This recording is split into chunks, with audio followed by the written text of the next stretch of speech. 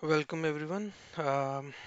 This is the first session of my YouTube video, and I'm going to talk about cat command, which is used in scripting languages and in Unix.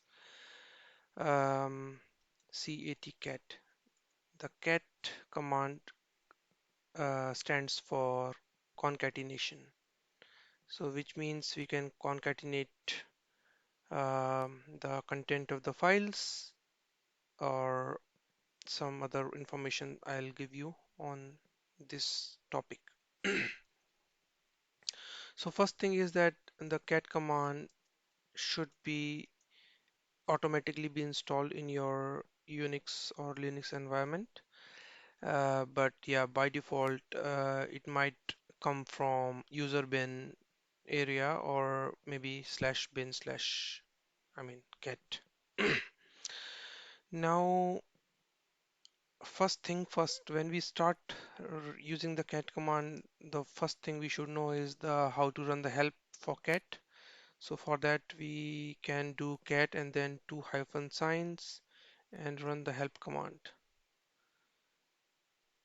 like I will do now. So if you run it, you will see some options here uh, for the cat command. So yeah, that's the first input to understand or first point to know to be noted. Now I will go through the very basic examples of and the options which are used in cat command, and I hope you will find it useful. Right? Okay. So the way we give or run the cat command is basically in the Unix prompt by simply writing a cat, and after we write cat we can provide some options or option, and then we can also provide a file or files, whatever, as an input, right? So that's a kind of a syntax we will follow, and you will slowly know, the details.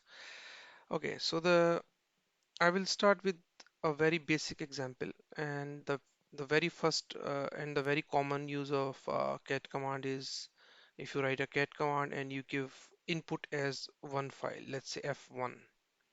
When I give it, it is going to display whatever the content was written in the file f1 to the standard output. And the file f1 just had this line which is called hello, and it has now printed hello. If I write or if I give multiple files to the cat command like f1 and f2, then it will concatenate the output. The standard output means the first output of f1 will first get printed, and after that the output of f2 file will get printed. So like that. So the f1 had hello and f2 file had world, hence it has just printed hello and then world.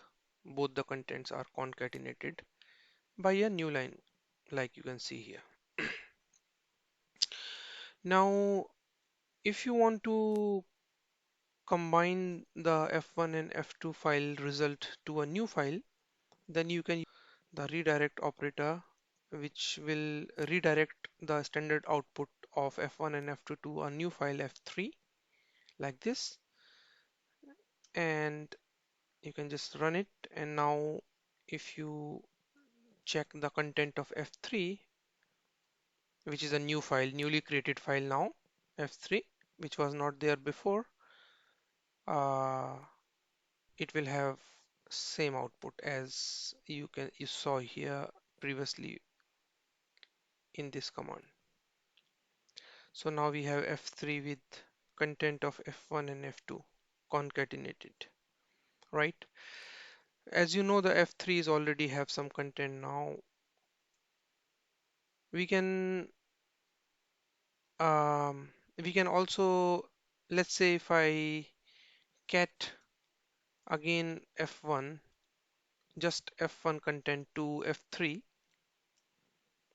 then the output of F3 or the content of the F3 would be simply the content of the F1 because the redirection operator has overwritten the content of F3, as you all know, but still just a reminder. So if you want to retain or if you want to maintain the existing content, or if you want to append something new into F3, then let's say if I want to append the content of F2 to F3, not override but append, then we have to use the append operator, and then you can run the same command like this.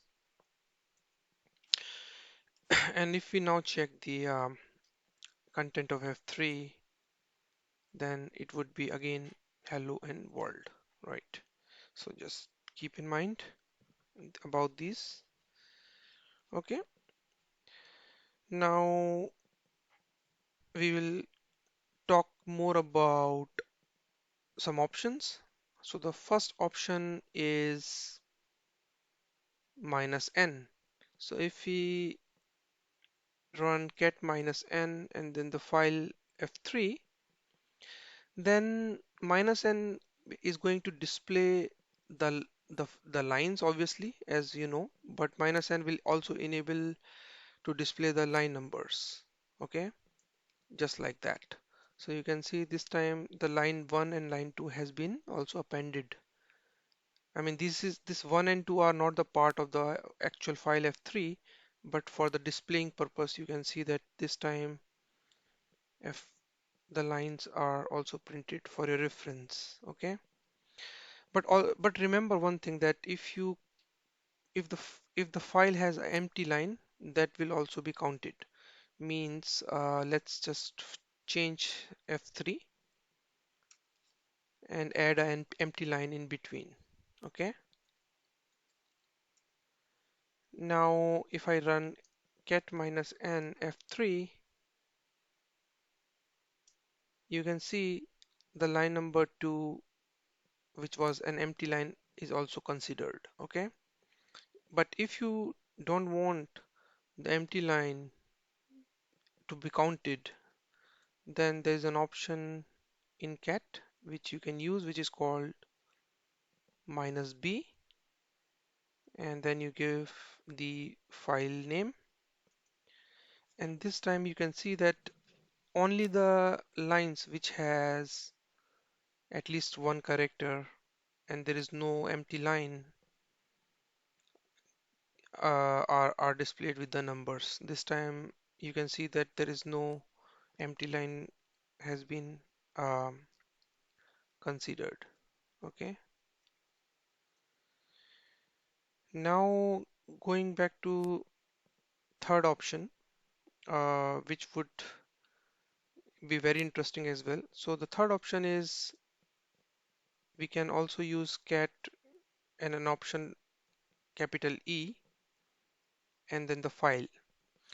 What this option minus capital E or dash capital E does, that it actually introduces the dollar sign at the end of lines, each line, okay, like this. So you can see that the first one had hello and it introduced a dollar at the end of the line, and here it was an empty line, hence it just entered a dollar in the front, obviously because there was nothing. And then same thing with the world, the dollar sign was introduced at the end of the world. Why it is important? Okay, it can be just for visibility purpose, means if you want to make sure where your line is ending. For example, if any line has a space at the end, then the dollar will not be just like the hello. It would be like hello, then a space, and then dollar. Then you would know that there are some spaces as well. Or and also, for example, before you want to make sure you are running your regular expression on such a file which which is ending in each string, you want to use a dollar as a end of the line character in the regular expression. You can also make sure that um, the end of lines are expected and there are no spaces or no invisible characters. So yeah, that could be also one interesting point to be noticed here. Okay, so this is about -e. Now I have created a file called file underscore tab, or maybe tab underscore file. Okay, if you see this file, this particular file has one tab between 1 and 2, and then there is a in the second line there's there's a tab here, and after 3 and 4 also there's a tab, and in the last line you can see there are at least 4 tabs or maybe 5 tabs, right? But we don't know how many tabs, right? That's the question. So there is an option in cat, you call it minus capital T, and that option can actually display the or show you the tabs. Okay, so I'll explain you how. So when I run it, you see that now there is a 1, right? And then there is a caret capital I sign. So this caret capital I sign is a kind of a indication tab. So you can see that there is one tab between 1 and 2, and you can see here there is one tab at the beginning of 3, right? And one tab between 3 and 4, and in the last line there are 3 tabs, okay, like that. So it's a very useful command as well to know how many tabs you have used in your uh, uh, in your file. Okay, so this was pretty much today for the session for cat. This is the first session of cat. I have some more topics to discuss about cat, which will be done in my next video. So stay tuned, guys. Go through this video, make sure you understand what I've said. If you have any questions or doubts, you can ask me in the uh, in the comment section. Also, please like the video if you like it, if you learn it, or your comments and your likes will be definitely encouraging, and it would be helpful for me to come up with the second video. Thank you everyone. Happy learning. Bye bye.